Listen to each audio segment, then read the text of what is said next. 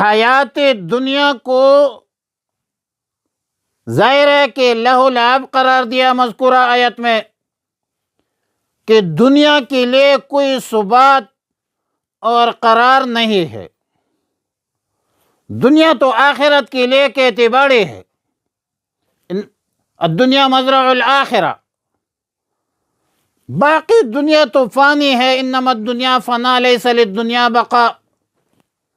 انما الدنیا وما فیہا کنسج العنکبوت،